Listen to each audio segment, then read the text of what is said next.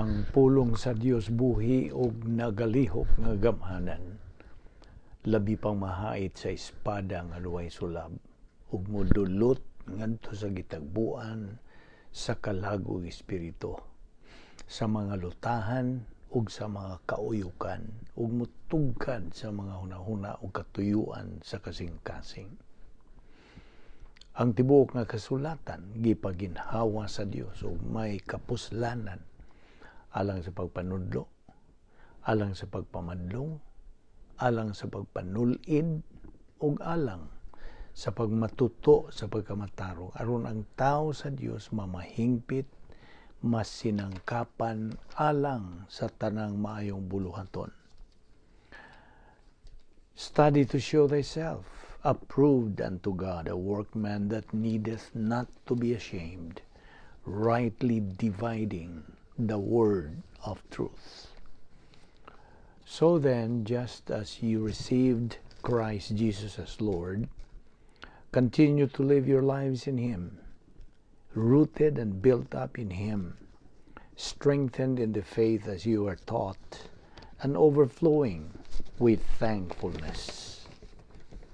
The harvest truly is plenteous, but the laborers are few. Pray therefore the Lord of the harvest, that He will send forth laborers into His harvest. And let us not be weary in well-doing, for in due season we shall reap, if we faint not. Now let us remember that we live in a day where biblical truth is considered hate speech, even among those who profess Christ. It is loving to tell the truth no matter how much it may hurt the hearers. Preach the word, be ready in season and out of season. Reprove, rebuke, exhort with great patience and instruction. For the time will come when they will not endure sound doctrine, but wanting to have their ears tickled, they will accumulate for themselves teachers in accordance to their own desires, and will turn away their ears from the truth, and will turn aside to myths. For I am not ashamed of the gospel of Christ, for it is the power of God unto salvation to every one that believeth, to the Jew first, and also to the Greek. For therein is the righteousness of God revealed from faith to faith, as it is written, the just shall live by faith. Always give yourselves fully to the work of the Lord, because you know that your labor in the Lord is not in vain. As we labor in the Lord faithfully, we wait patiently on the Lord, who makes things grow. Sa dili pa kita magapadayon sa pagtuon sa pulong sa Dios ning adlaw, gikinahanglan ang atong pagpangandam sa itong kaugalingon, aron kita mahiluna ngayod sa paagi sa Dios, iyang patukuranan, aron kita magatuon siyang pulong. Gikinahanglan nga atong isugid, hinganlan, atong admitihan tanan nga mga sala atong nahimo nining adlaw, kay kini mahimong babag sa atong pagtuon sa pulong sa Dios kung dili nato kini kumpisal ngadto sa Dios. 1 John 1:9 says in English, if we confess our sins, God is faithful and just to forgive us our sins and to cleanse us from all unrighteousness. Alang kanimo higala, kung wala ka pa makahimo niya ng desisyon sa pagtuo kang Kristo, buhata ka na niining higayuna, aron na usab ikaw makasalmot nining atong tun-an nga mga pulong sa Dios. Believe on the Lord Jesus Christ and thou shalt be saved. Mao kanang mando diha sa Acts 16:31 ug diha usab sa Acts 4:12, neither is there salvation on any other under heaven given among men, whereby we must be saved. Busa, mag-andam tas itong kaugalingon sa hilom. Let us pray.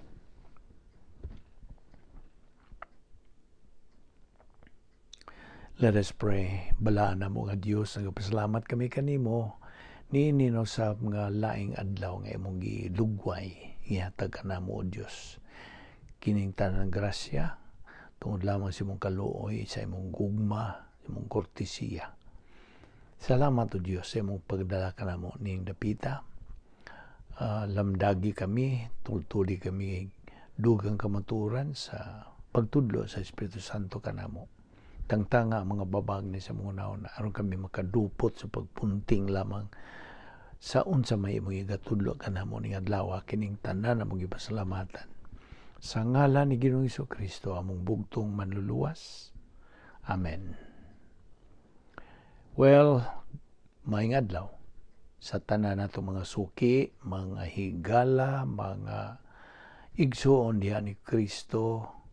Welcome no sab ning atong daily Bible study through the YouTube ubos sa Vic Balbido Evangelistic Ministry. Niya man kita magadupot sa atong tun-anan nga giuluhan og the Doctrine of Divine Guidance. Okay? So, ato namang gihisgutan ang pipila ka mga punto sa doktrina o lain na sa mga punto nga itong paghisgutan ining adlaw. O okay. As a review again, nga buot pasabot ni ining divine guidance, mao kini ang Dios nun nga paggiya, pag-aga, pagtultul kanato nga iyang mga anak. Ug ang tanan nga midawat na ni Ginoong Jesucristo nga iyang manluluwas, nahimo na siyang personal nga tinugyanan sa anak sa Dios. Gitawag na siyang embahador alang kang Kristo. Gitawag na siyang usa ka saksi, saserdote o pari o magtotoo Kristohanon. O mao nga siya nagarepresentar na kang Ginoong Jesucristo nga og si Ginoong Jesucristo karon nagarepresentar kanato dito sa tuong kamot sa iyang amahan. Kita nagarepresentar kang Ginoong Jesucristo dinhi sa yuta. So mao na nga gikinahanglan nga kita tultulan agakon og giyahan sa Dios sa atong pagkaanak na sa Dios. So kining doktrina nga itong itunan, divine guidance, mo kani pagtulunan bahin sa pagdeterminar sa kabubuton sa Dios alang sa atong kinabuhi. O mo katong Griego nga pulong ni ining maong pulong nga kabubuton, will, mo ang pulong nga thelema. O kung gamiton kining pulong nga thelema, kini naghisgot sa kabubuton sa Dios alang sa magtotoo. It refers to the purpose or plan nga iyang gidisenyo alang sa matag Kristohanon o kini iyang gihimos kaniadtong wapang tanan in eternity past.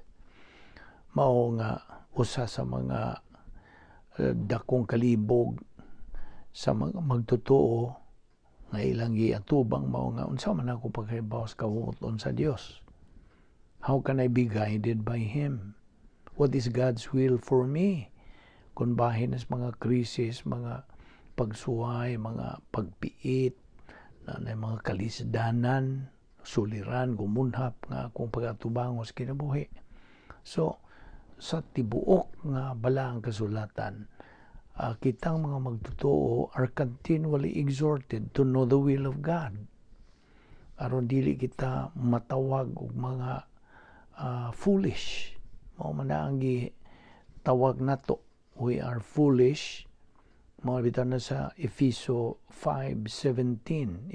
5:17. So then do not be foolish, but understand what the will of the Lord is.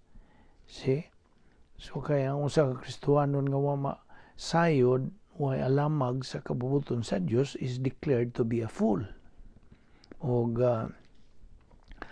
kay mao kini gitawag og most detrimental failures sa Kristohanong pagkinabuhi mao ang pagkaway ang lamag sa kaalam sa Dios.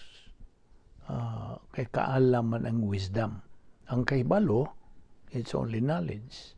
So, gikinahanglan nato ang kaalam sa Dios. Kay mao man kini ang huna sa Dios usab sumala sa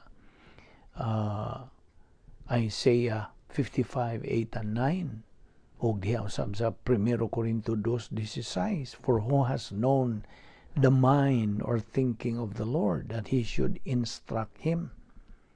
But we have the mind. We have the thinking of Christ. 1 Corinthians 2:16. Mao ni atong gitunan. Mao ni panghuna-huna sa Dios. O karon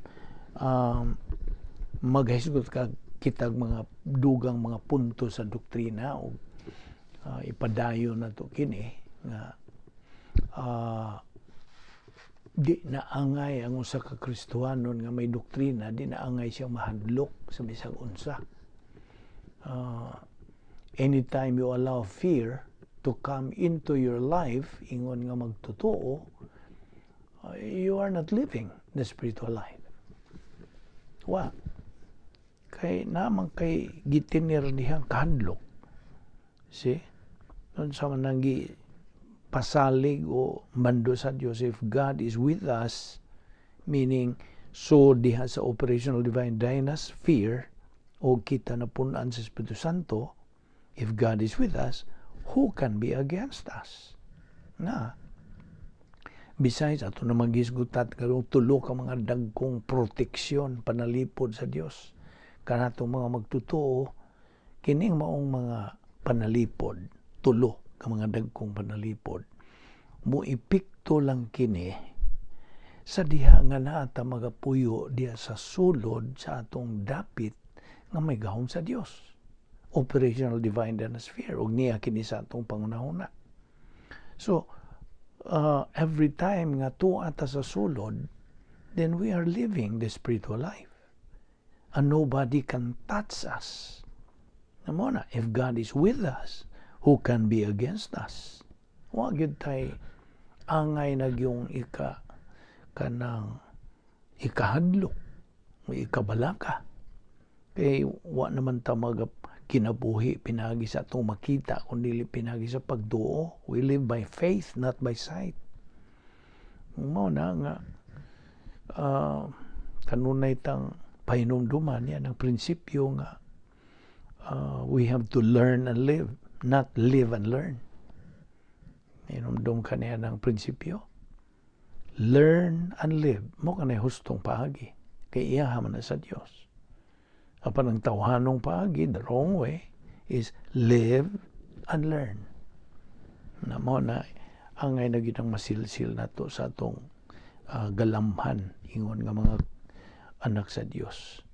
Kay ang fear God, ang kahadlok, ato na po ding gitatsa, ang kahadlok, like what the disciples, our Lord's disciples experienced while they were in the boat, dito sila sa sakayan, uban kang Ginoong Kristo, ha?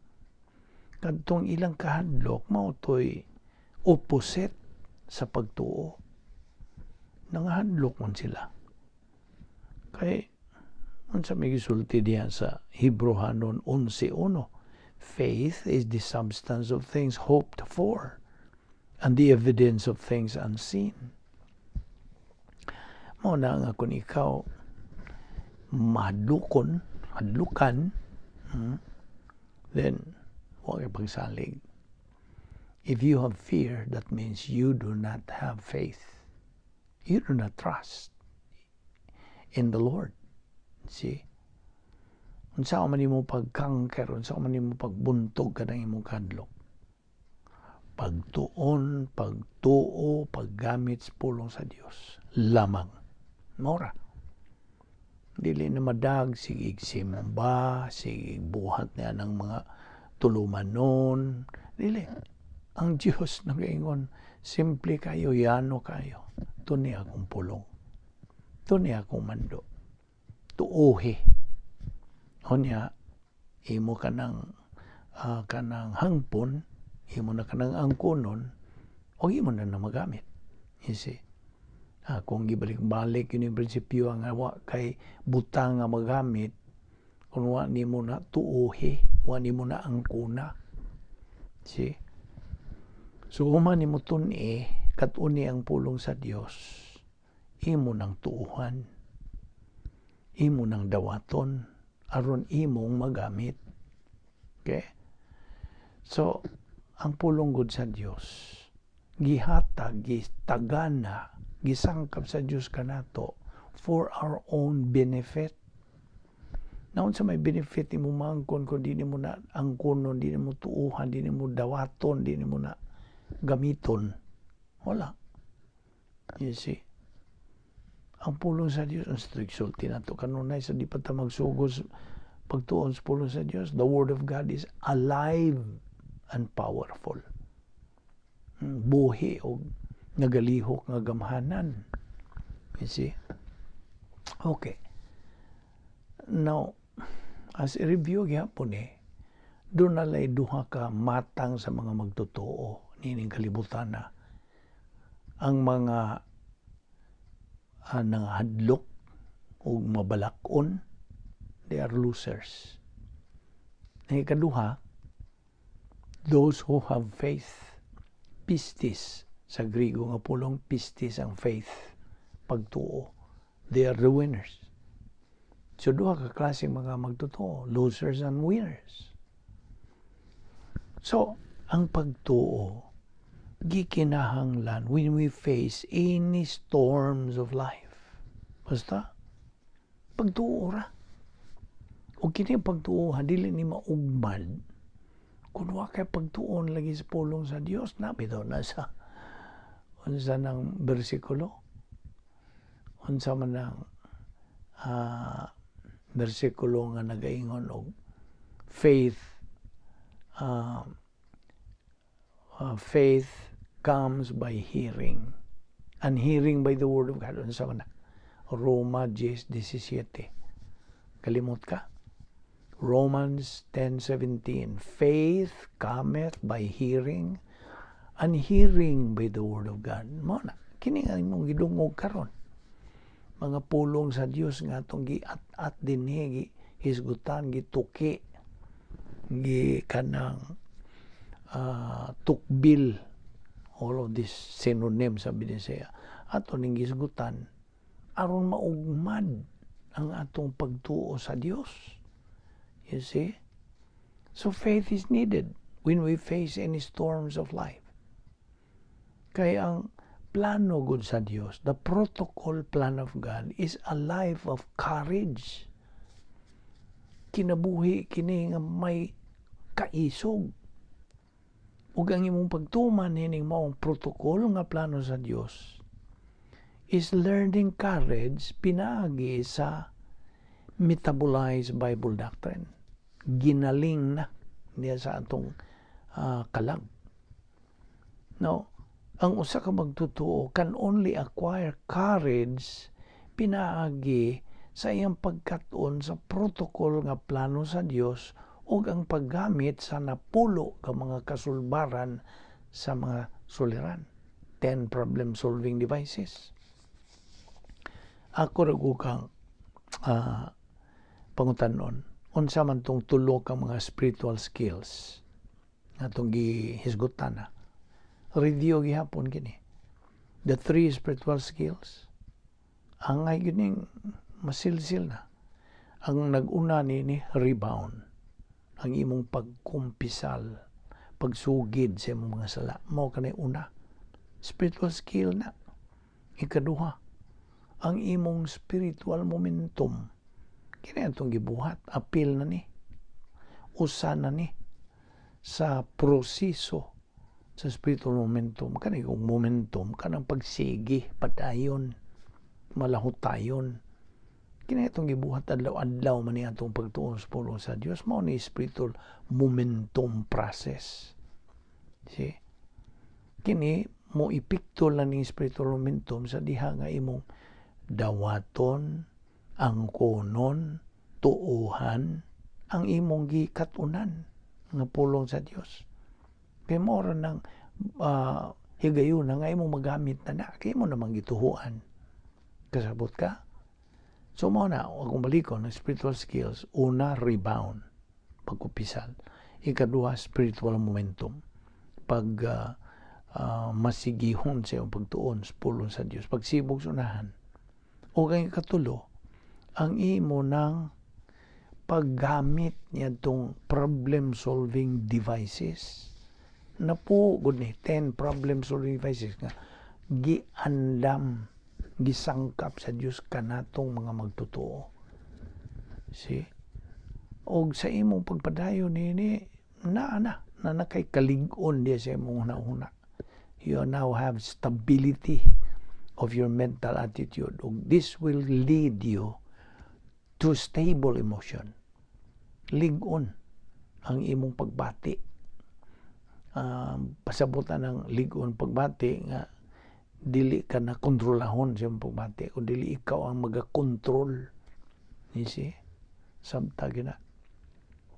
So mao na nga I hope dili ka mahimong biktima nining kano bang mga Kristiyanon nga ug naanay mohapak nilang mga suliran bisag ginagmay nga mga suliran maubos silang kinabuhi mo dayon sila basol sa Dios. Why did God let this happen to me? Why me? Why now? Nganong ako pa man? Amo na. Ayaw pag kahimong biktima niya na nga imong basulon ang Dios. Hindi ka makabasol sa Diyos. Ikaw rin pabasol sa imong kayon sa man. Tungod sa imong dautan nga mga desisyon. You see? Wa kay gana, wa kay kainit, wa kay kanang panahon nga magtuon sa pulong sa Diyos. In other words, lahi ang imong mga pasiunas kinabuhi. Ang kalibutan mo imong yuna. Mga kalibutanon, mga material things, unsa pa. So, wala. Ito nag-iingon sa Mateo 6:33, unsa isulti diha.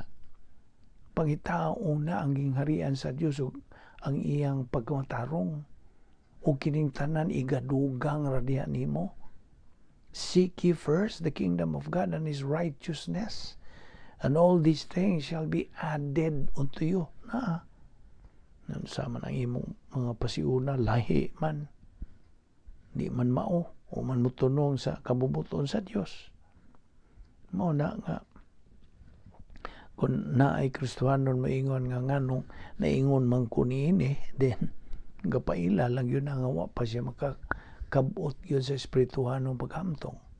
He has not reached spiritual maturity yet in the area of spiritual adulthood. So mo na nga sa Kristiyan. Okay, review na sa tanong sa atong mga karaan na itong gipang hisgutan, atong balikon aron di nagyod ni makalimtan. Okay, now hinumduman na to nga ang Dios kanunay gyud siyang nagaamuma sa iyang mga anak. Always takes care of His children. Kinsa maning iyang mga children, mga magtutuo ni Kristo. Ang Diyos nagaatiman, nagaamuma sa tanan niyang mga anak, matagutlo sa matag adlaw. Every moment of every day. 24 hours a day, moment by moment. He never fails in His daily provision. Philippians 4:19, my God shall supply all your needs according to His riches and glory in Christ Jesus. Now, ang tragedy lang yun ini, ang kanang trahedya ni ini, daghang mga magtutuo just take these things for granted. Wala. Wagod nila panumbaling nga kayo ni. Wagod sila pagpanumbaling. Wa sila makaamgo nga ang Dios kanunay yung matinumanon. Kitang mga magtotoo, imbes magmatinumanon, wa gyud tay pagtuman, we are always faithless. Naon sa may makapa-fit less sa mga magtotoo towards God. Do you know the reason? Ang rason nini, ang hinungdan nini, tungod kay nagnegatibo man sila sa ilang pagtagad nga tos pulong sa Dios, for being negative to the Word of God, for having wrong priorities in life. Naon sa, in what way?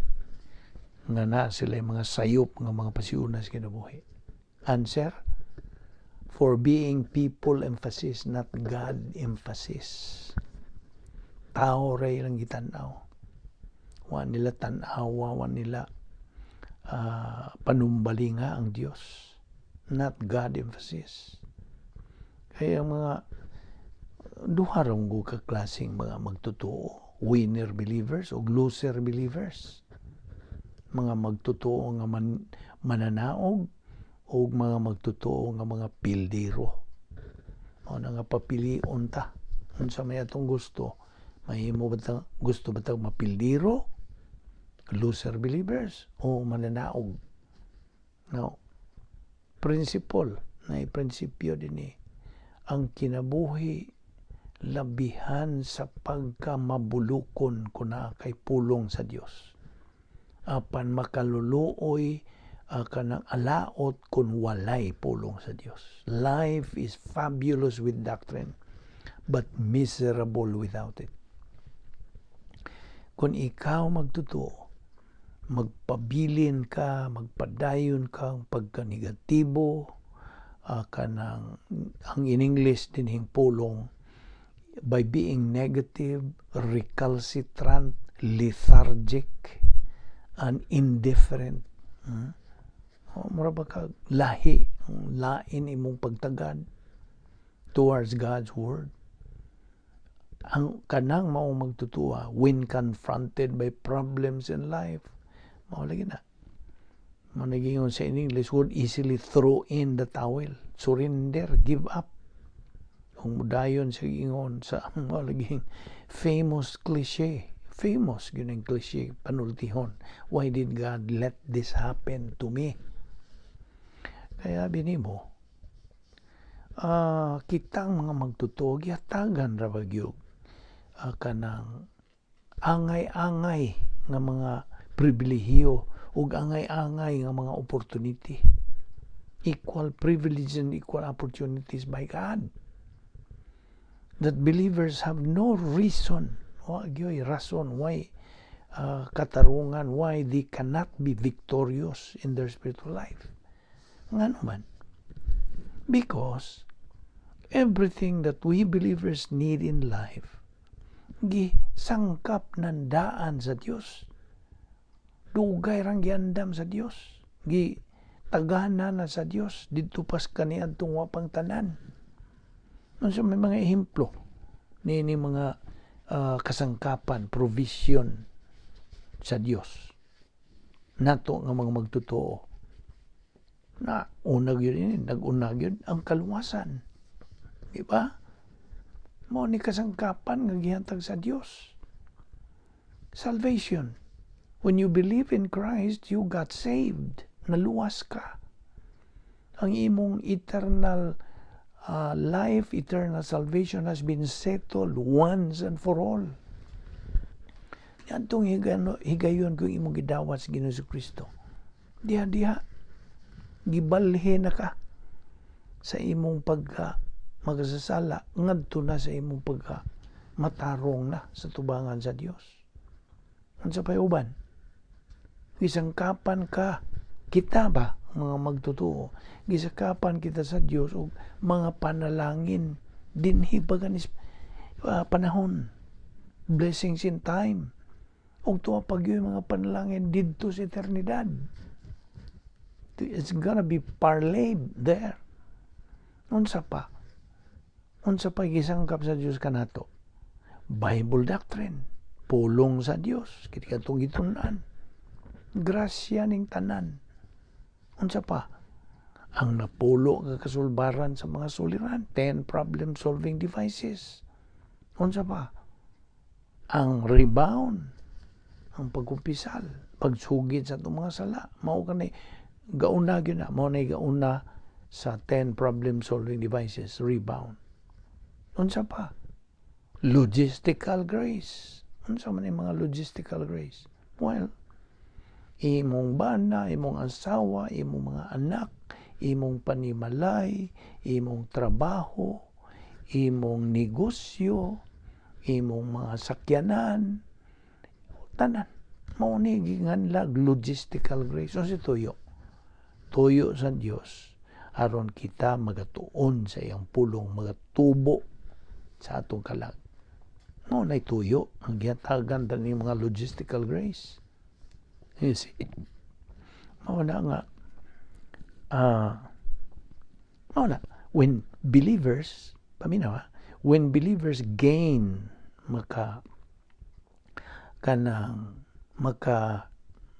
acquire na sila, angko na sila og strong foothold sa ilang Kristohanon o espirituhanong kinabuhi, nahimo na sila mga magtotoo nga mananaog. They become winners. Og nahibaw ka, whenever we have problems in life, sa higayon nga natay mga suliran sa kinabuhi, naanay solusyon ang Diyos niya na tanan. Giandam na pod ang mga kasulbaran. Giandam na sa Diyos ang mga kasulbaran niya na nga mga suliran. And He answers our questions in life. Unsaon man? Pinagi sa unsa? Pinagi sa iyang pulong. That's already resident in our soul nga nahimo ng bahin sa atong kalag. Now, kanusa man mahimong bahin sa itong kalag ang pulong sa Diyos? Sa diha nga itong angkonon, okay, tunan, katunan, kanang tuuhan, dawaton, atong hangpon. Mao na musuod na sa atong galaman, sa atong frontal lobe of the mentality of the soul. O mao na kana ang magagiya kanato sa mao ni divine guidance, mao ni paagi nga kita tultulan, agakon, kanang giyahan sa Dios. Kaya na may pulong sa Dios nga kanang napundo nga atong kanang we can just pull it out whenever natay mga suliran sa kinabuhi. Na resident in our soul na. Kasabot ka? So, sa diha we don't have His Word, kaya nga naman, because we don't have time kuno, we don't study it, then how can God become real to us? Unsaon man? Dili siya mahimong tinuod sa itong kinabuhi. Manang daghan ka na ito, asa mo ko ng Diyos? Man ako magkumuka sinati yun nga buhi siya na mo na. So man mo pag sinati, nga magkay gana lagi sa pagtuon siyang pulong. Itong balikon nga kining pulong sa Diyos itong gitunan, mao kini gitandi sa instruction manual sa Diyos alang sa atong kinabuhi. Sabtag yun na. No, mo lagi na mupalit kag appliance so sa man mo pag-enjoy niya ng maong butang that item kun di ka mubasa sa instruction ng owner's manual. Imo ginantunan, imo ginabasahon aron maka-enjoy kaniya na. Kasabot ka, mao po na nga itong kinabuhi. Kung magtuon ta sa instruction manual sa Dios nga maong Biblia nga na ang pulong niya, kung magtuon ta, then maka-apply na ta, makagamit na ta sa atong kinabuhi niya na mo nang lalim, nindot, mahayahay, pagkalami sa kinabuhi niya. Kasabot ka? Manang prinsipyo, life is fabulous with doctrine, but miserable without it. Miserable yun. Alaot, makaluluoy ang usa ka Kristohano na, magtotoo. Luwas. Luwas na siya. Inikamatay niya ang tugyo sa langit. Apan, nayapan. Ang iyang kinabuhi din is kalibutan. Miserable. Gani, murag maglisod na kapag ilaw, Kristohanon ba na siya, luwas ba na siya. Kaya ang iyang panginabuhi, sa maragyos, panginabuhi sa dili magtotoo. Kasabot ka? Why distinction? Kaya he is just going back to his old self. So, pa siya maluwas. See?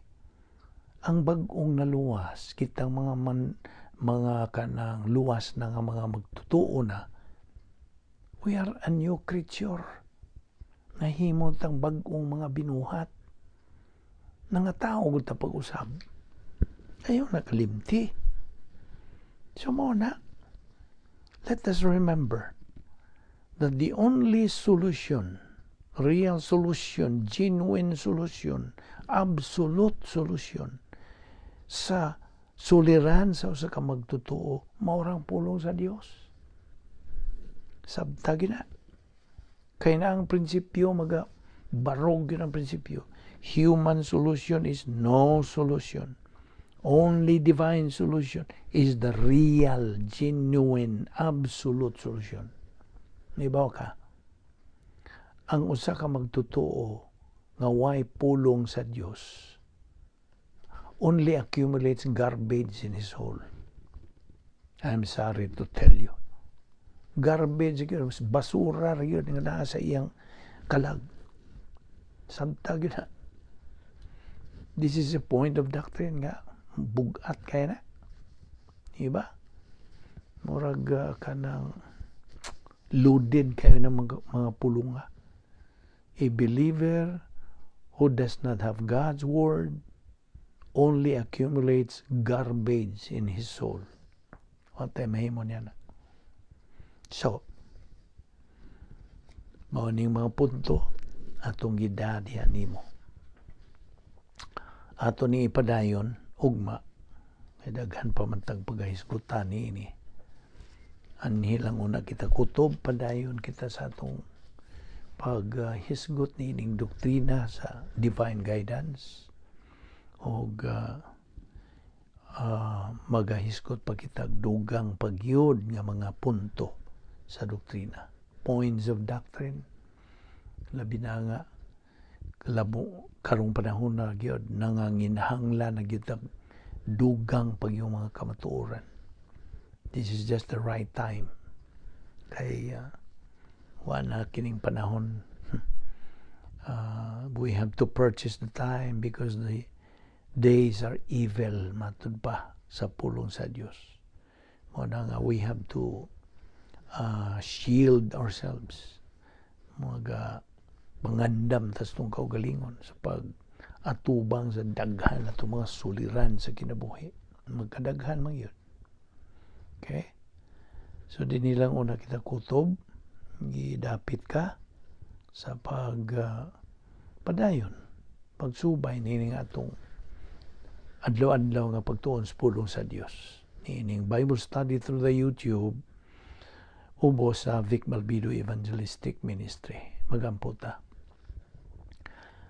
Amahan na mga Diyos, nagpasalamat kami kanimo nining imong itudlo ka na mo ning adlaw. Salamat. Hinaot nga kini masilsil gayud sa among limpatakan, sa among kalag. Among magamit kini o Diyos aron kami madinaugon sa among Kristiyanong pagkinabuhi. Salamat o Diyos, ubani kami sa among pagbugbuwag, pagpauli sa among panimalay. Kaya kami sa mga kabilinggan, dada kami pagbalik din hiugma. Aron kami magapadayon sa among spiritual momentum.